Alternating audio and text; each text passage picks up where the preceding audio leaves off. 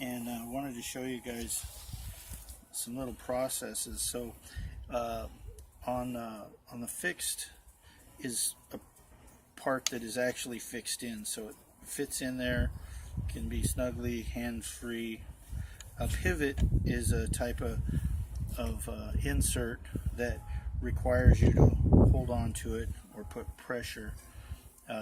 So this one that's a wedge shape would be a fixed, and I'd use this a lot for pressure flaking. But you can also use these that are fixed for bifacing, and I'll give you a demonstration here in a little bit of doing that, and particularly using these edges for tough areas to get to.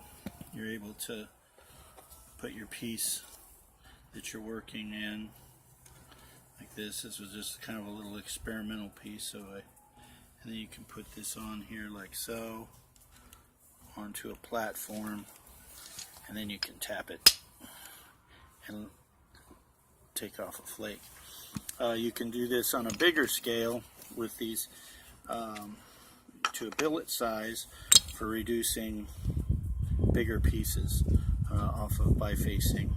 You're taking bigger small pieces off.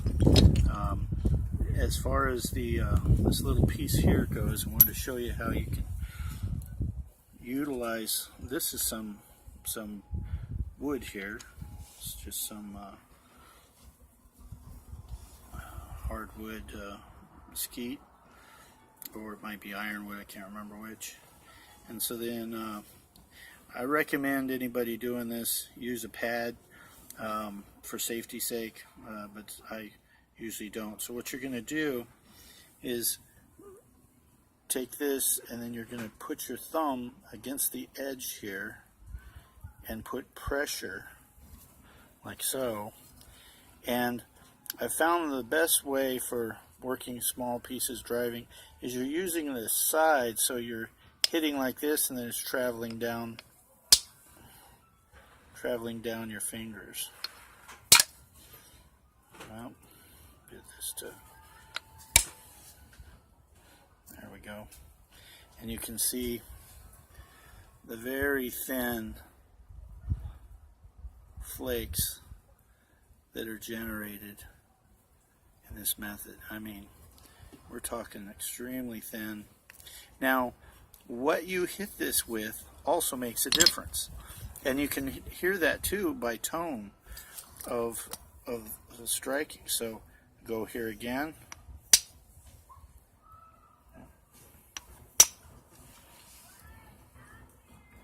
Actually, a little piece came off of there. Another little piece.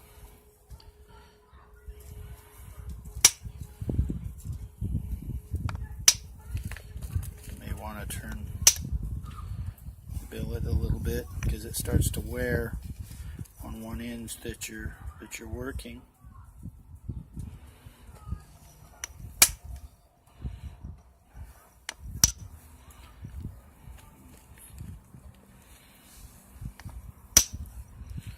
And I'm just starting to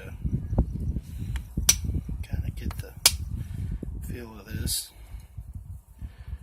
My one's got to get the platform made.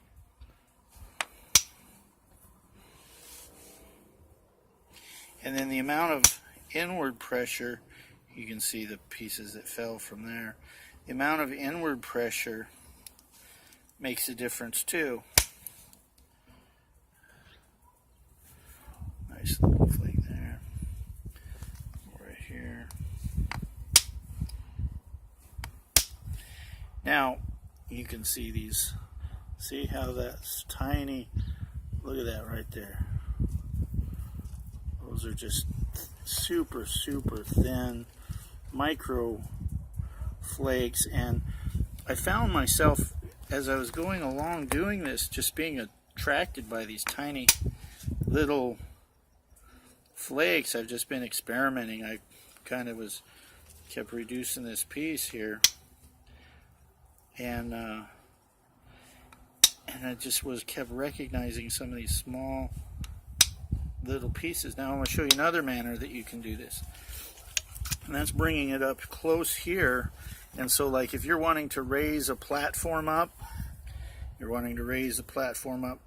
you can take this, and you're just going like a bird's eye view right here. Again, wear glasses, safety precautions, all that. I recommend leather.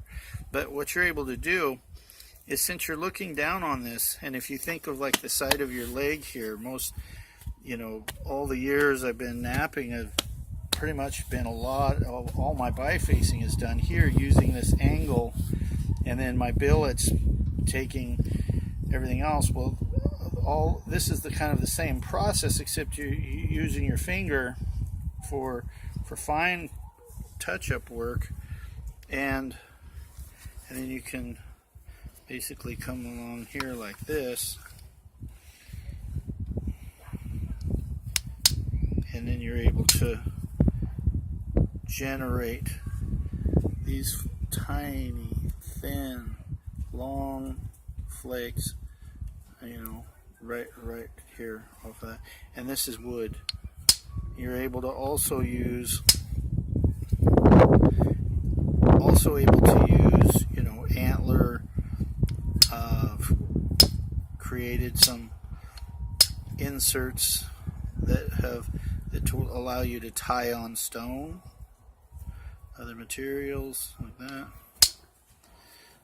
So you can see right there, and you can use the crevice of your fingers, much like you would your fingers in a pad, to dry flakes even a little bit longer.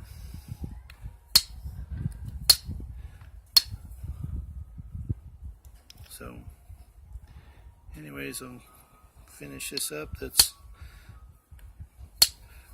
one little lesson. I'll keep giving you guys updates on how this new old process is coming along.